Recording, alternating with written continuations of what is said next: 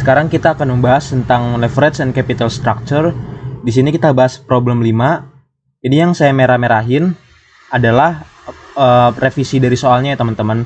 Jadi di sini PT Cinta Sport adalah perusahaan yang ngasihin produk kaos olahraga. Nah, dia ingin melakukan ekspansi. Ekspansinya itu dengan dua alternatif. Jadi kita pilih alternatif mana yang paling baik dipilih untuk pendanaannya. Di sini dikasih tahu kalau perusahaan PT Cinta Sport itu adalah, ini ada 6 poin. Yang pertama, harga jualnya sekian, biaya variabel sekian, biaya tetapnya sekian, jumlah unit yang terjual sekian sebelum ekspansi ini teman-teman. Terus jumlah saham biasa yang beredar yang saat ini yang sebelum ekspansi atau sebelum melakukan perluasan usaha itu segini, jumlah lembar sahamnya, nilai parnya. Terus tinggal baca aja teman-teman. Di sini yang ada tambahan keterangannya, kalau yang ini required return jadi required return, terus yang ini juga obligasi dijual at 90%. Kita langsung lanjut ke selanjutnya. Maaf ya kalau kecepatan, teman-teman bisa di pause kalau misalnya rasa cepetan. Nah, di sini dikasih tahu alternatif pertamanya.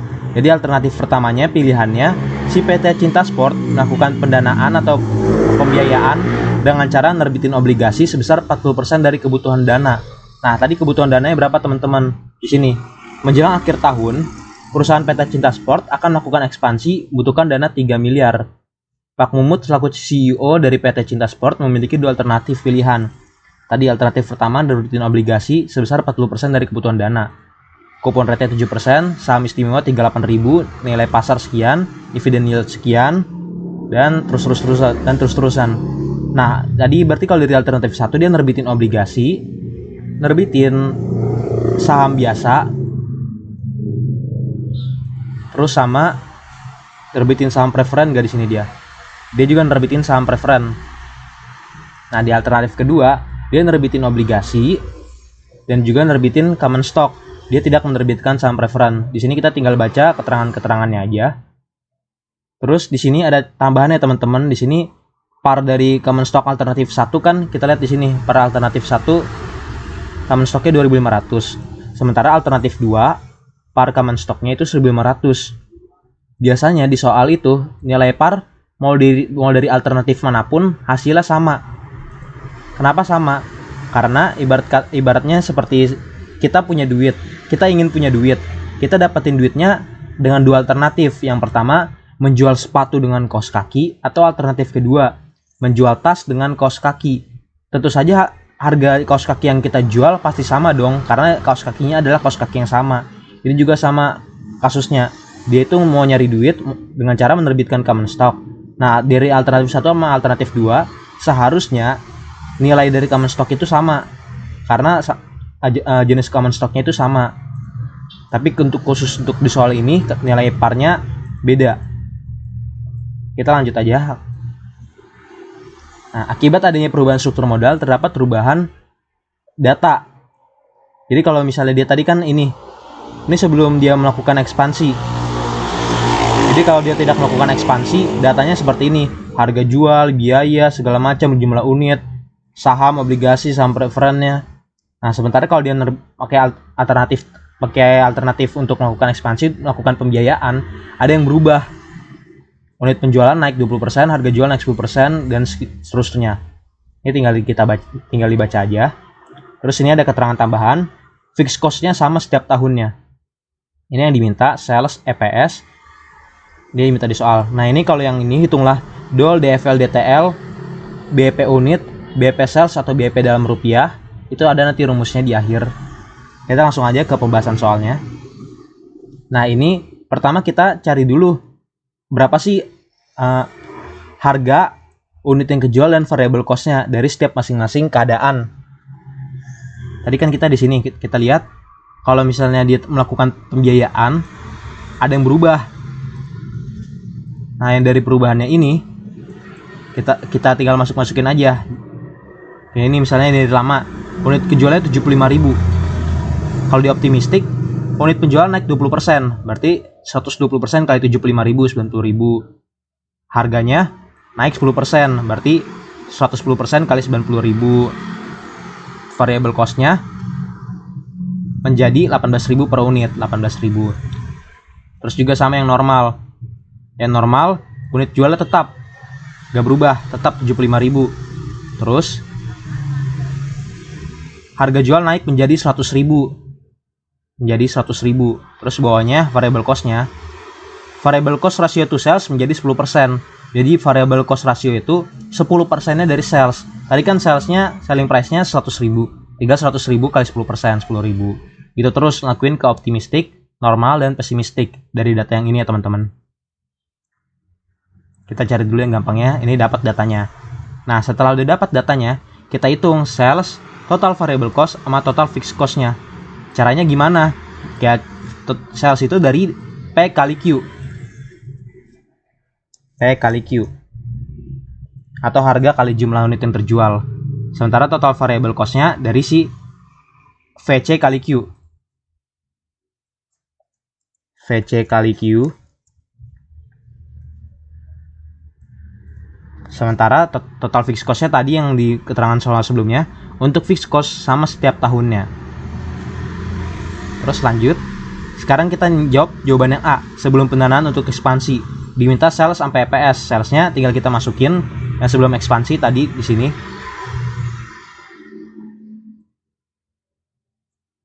Sebelum ekspansi. Di mana ya? Bentar ya. Yang ini. Harga jual 90.000. Jumlah unit yang terjual 75.000, tinggal 90.000 kali 75.000. Dapatlah sini. Total variable cost-nya juga tadi dari data yang tadi, total fixed cost, terus dapat EBIT dikurang interest. Interestnya itu kita hitung nanti di slide selanjutnya, slide habis ini ya teman-teman. Terus pajaknya 25% tadi dari poin nomor 6 yang ini. Yang ini tingkat pajak 25%, poin nomor 6. Terus selanjutnya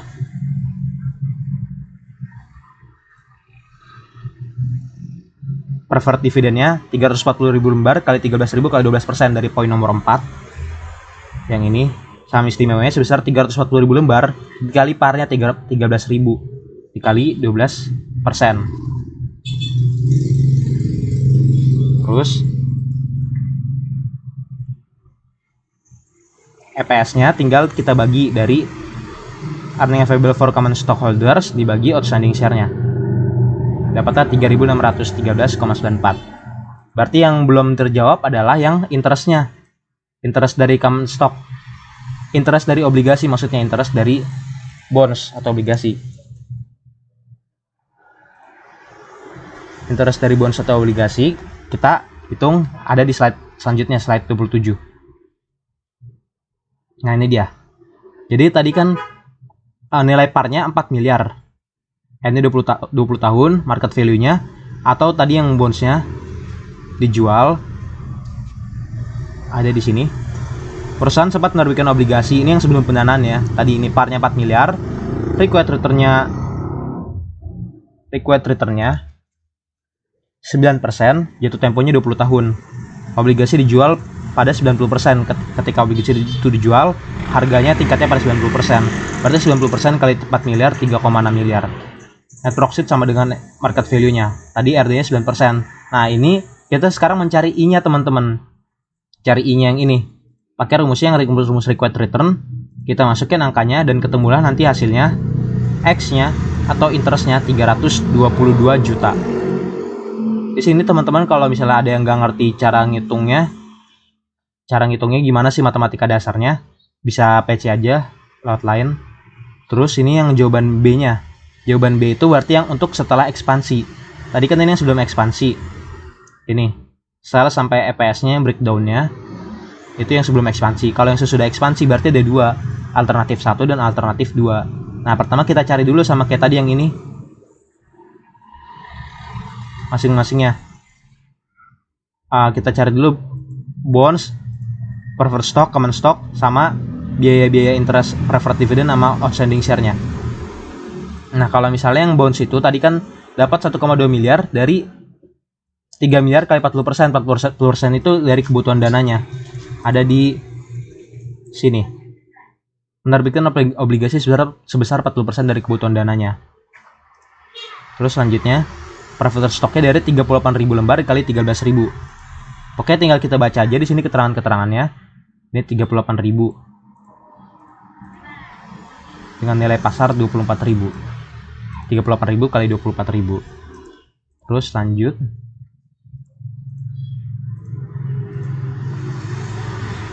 Common stocknya kita hitung dari bawah ini. Kita lanjut dulu. Interest expense-nya 1,2 miliar kali 7%, yaitu 40% kebutuhan dana kali CR 7%. Ada di tadi keterangan tambahannya. Jadi kita keterangan-keterangan ini kita tinggal baca aja keterangan sebelumnya, PPT sebelumnya teman-teman. Terus outstanding share common stock-nya lihat di tabel bawah ini juga. Nah, interest expense-nya pertama kita cari tahu dulu berapa sih nilai dari common stock-nya itu, nilai dari pembiayaan yang kita gunakan common stock itu. Jadi kita udah dapat dana dari bonds atau dari obligasi sebesar 1,2 miliar. Nah, kita kan tadi butuh dananya sebesar 3 miliar. Nah, sementara kalau dari preferred stock kita udah dapat dana 38.000 kali 24.000. 38.000 lembar kali 24.000. Kenapa dikalinya 24.000? Ini kan tadi kita lihat di sini nih, teman-teman. Preferred stock itu kan tadi 38.000 kali 13.000. Sementara kalau di sini 38.000 kali 24.000. Nah, kita pakai nilai pasarnya kalau untuk ngitung berapa sih dana preferred stock yang kita dapat. Karena duit yang kita dapat kan pasti dari nilai pasarnya. Sementara kalau yang dari pencatatan, di pencatatan itu kita pakai nilai dari nominal yang kita terbitkan. Jadi kalau yang preferred stocknya 38.000 lembar kali 24.000. Ini kita bisa baca di sini, teman-teman. Ini 38.000 kali 24.000. Terus lanjutnya, oh ini kalau yang ini tadi 30.000 kali 13.000 dari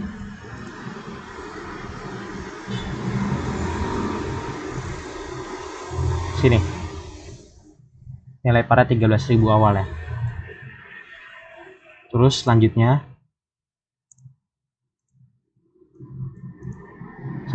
berarti dana dari common stocknya tadi 3 miliar dikurang 1,2 miliar udah tutupin dari nerbitin bonds, sama 912 juta udah ditutupin dari nerbitin preferred stock. Berarti dana dari common stocknya sebesar 888 juta. Outstanding common stocknya berarti tinggal dibagi 880 juta dibagi 3.000 rupiah per share-nya, 3.000 rupiah per lembarnya. Dapat dari keterangan tadi juga ini. Harga pasar 3.000 untuk si common stock-nya. Saham biasa 3.000. Terus lanjut, dapatlah outstanding-nya 296.000. Kita masukin ke sini. Sementara nilai dari par common stock issue-nya, nilai dari common stock sebesar 740 juta. Berarti tadi dari 4 miliar tadi, maksudnya dari 3 miliar tadi, kita dapat 1,2 miliar dari si obligasi, 912 juta dari preferred stock, dan 880 juta dari common stock. Nah, setelah udah dapat semua angkanya tadi nih, pokoknya kita itu intinya nyari bonds-nya, interest dari bonds, preferred stock, dividen dari preferred stock, sama nilai common stock, sama berapa sih dividen untuk common stocknya atau outstanding share common stock yang barunya yang sekarang. Kita lanjut, berarti tadi kan kita dapat angka-angkanya yang ini, kita perhatiin yang ini, interest, preferred, sama outstanding share common stock. Interest, preferred dividend, outstanding share common stock. Ini copy paste aja teman-teman. Yang ini copy paste aja ke sini. Sorry. Ke sini.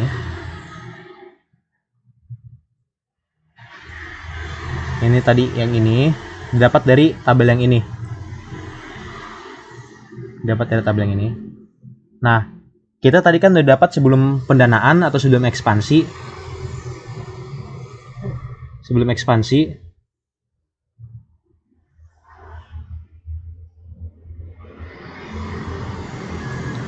Kita dapat interest expense, preferred dividend, sama outstanding share common stocknya yang ini dari sebelum ekspansi atau yang lama.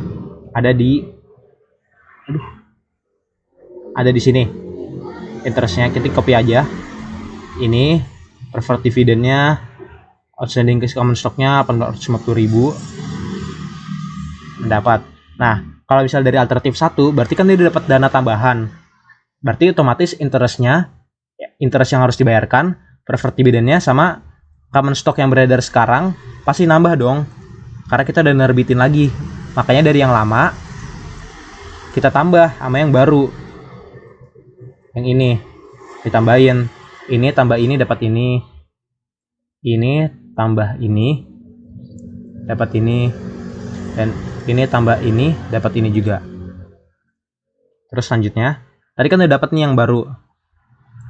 Si interest expense, preferred dividend, sama outstanding share common stock. Kita tinggal bikin tabel yang sama kayak gini lagi. Kayak yang sebelum pendanaan untuk ekspansi. Kita bikin yang sama. Ini, tapi untuk ada tiga kondisi. Optimistik, normal, dan pesimistik. Cuman bikin tabel yang sama. Dari salesnya dan segala macam. Nah, yang tadi ini yang kita dapat, interest, preferred dividend, sama outstanding share-nya, kita masukin.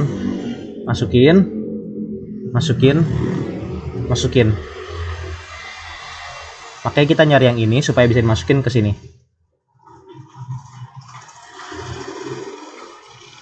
Nah, kalau yang salesnya, kita tinggal pakai yang kayak yang tadi lagi yang udah kita hitung di tabel yang ini. Salesnya, TVC, TFC. Angkanya pasti samain.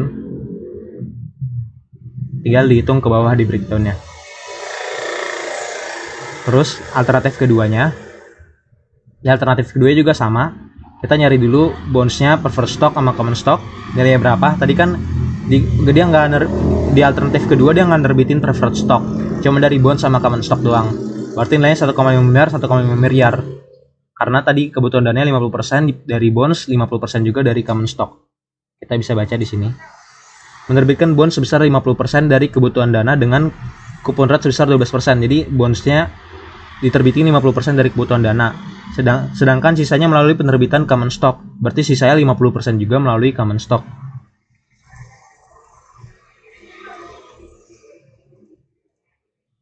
Nah, di sini alternatif keduanya berarti 1,5 miliar sama 1,5 miliar ya. Terus interest expense-nya tinggal 1,5 miliar kali 12%. Tadi tingkat dari coupon rate-nya. Terus outstanding share common stock-nya dari 1,5 miliar dibagi 1.500 per lembarnya. Di sini. 1.500 per lembar ya. Lanjut. Nah, itu dapat tadi interest expense-nya sama outstanding share common stock yang barunya. Kita tinggal tambahin lagi ke yang lama. Tadi kita lihat bisa bandingin. Tadi yang lama ini kan 322, 530, 850. Terus ini juga sama. 322, 530, 850. Kalau misalnya tadi nilai dari interest, preferred dividend sama outstanding share sekarang itu yang lama itu nilainya sekian, terus kita ngelakuin alternatif 2, otomatis dana kita nambah. Dan bunga yang harus kita bayarkan, dividen yang kita bayarkan sama jumlah saham yang beredar sekarang juga nambah. Berarti kita tinggal tambahin yang lama dengan yang baru, yang tambahan yang dari pendanaan barunya. Tinggal tambahin ini, tambah ini, dapat ini. Ini 0, tambah ini, dapat ini. Ini, tambah ini, dapat ini. Nah, dari interest, preferred dividend sama outstanding share common stock yang barunya, sama kayak tadi lagi dibikin tabel. Sama kayak yang alternatif 1 ini, dibikin tabel. Ini alternatif 2, bikin tabel dalam 3 kondisi, optimistik, normal, sama pesimistik. Tinggal dimasukin tadi interestnya, preferred dividend, sama outstanding share-nya. Masukin yang tadi, masukin yang tadi. Terus tinggal hitung ke bawah. Nilai sales, TVC, TFC-nya masih sama kayak yang sebelumnya ini. Sama kan? Tinggal masukin, yang bedain cuma di sini. Sisanya tinggal dihitung ke bawah. Terus sekarang lanjut, kita jawab pertanyaan yang B-nya. Tadi kan yang B ditanya expected EPS-nya untuk alternatif 1, expected EPS-nya untuk alternatif 2. Berarti tinggal dikali aja. Misalnya yang dari alternatif 1. Ini alternatif 1, ini EPS-nya. Tadi kan ini optimistik 0,4. Berarti tinggal 0,4 dikali 3.500 ditambah 0,3 dikali 3.100 ditambah 0,3 dikali 2300. Ini dia. 0,4 kali 3500, 0,3 kali 3100, dan 0,3 kali 2100. Dapatlah sekian. Alternatif keduanya juga sama. Alternatif keduanya berarti 0,4 dikali 2200, 0,3 dikali 1900, dan 0,3 dikali 1400. Dapatlah hasilnya. Ini 0,4 kali ini, 0,3 kali ini, 0,3 kali ini. Dapatlah hasilnya 1906. Terus kalau yang expected share value alternatif satunya, tinggal si tadi yang expected EPS alternatif 1 yang 3075 dibagi required return-nya dari si common stock 14%. Ada di yang soal keterangan pertama. Ini dia. Alternatif 1, harga pasar serta tingkat pengembalian yang diharapkan atau required return-nya atas saham biasa ini sebesar 14%. Jadi kalau yang alternatif 1 14%, kalau yang alternatif 2 15%. Tinggal bagi aja. Si yang ini bagi 14% sama si ini dibagi 15%. Dapatlah expected share value alternatif 2-nya 12.000. Sekarang jawaban C-nya, kita ditanya pilihan terbaik tuh yang mana, alternatif 1 atau alternatif 2. Nah, kita bandingin aja. Di alternatif 1, EPS terbesar, maksudnya di expected EPS yang terbesar di alternatif 1. Ya kan? 3.000 lebih besar daripada 1.000. Terus di expected share value yang terbesar, alternatif 1 juga, 21.000 lebih besar daripada 12.000. Maka berarti kita yang pilih alternatif 1 karena expected EPS sama expected share value yang dihasilkan lebih besar. Terus sekarang lanjut ke yang jawaban D. Jawaban D, tadi yang ditanya adalah BEP unitnya, BEP dalam rupiah atau penjualan, DOL atau degree of operating leverage. Saya tulis di sini ya.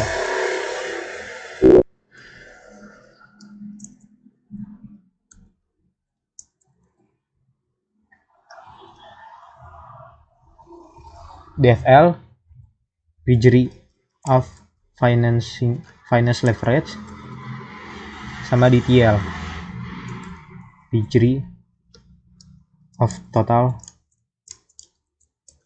leverage. Nah, ini rumusnya udah pasti. Ini kalau BEP unitnya TFC dibagi selling price dikurang VC. Kita lihat di slide 30 aja. Di sini dari alternatif 1 karena tadi alternatif 1 yang kita pilih. Berarti tinggal TFC dibagi selling price dikurang VC. TFC dikurang selling price-nya dibagi VC. Tadi kan selling price-nya kita dapatnya selling price 100.000 dibagi 10.000.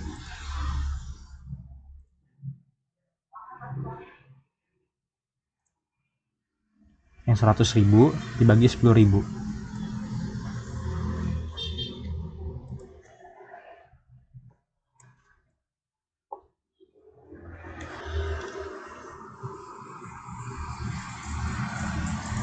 Nah, berarti tinggal 650 juta dibagi 100.000 dikurang 10.000. Dapat 7.223 unit BEP-nya, break even point-nya. Sementara kalau break even point-nya yang untuk rupiah, tinggal dari 7.223 unit tadi dikali harganya.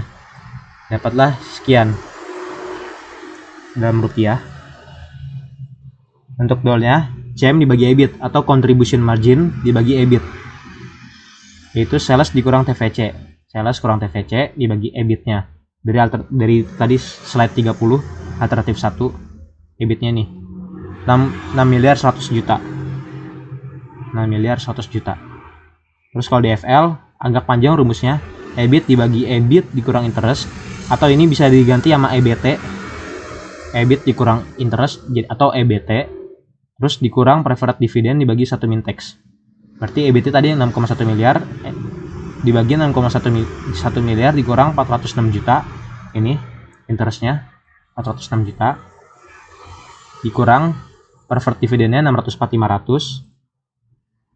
Preferred dividend 604.500 dibagi 1 min taxnya, taxnya tadi 25%, dapat hasilnya ini 1,25. Terus DTL atau degree of total leverage tinggal dual kali DFL 1,11 kali 1,25, dapatlah 1,39.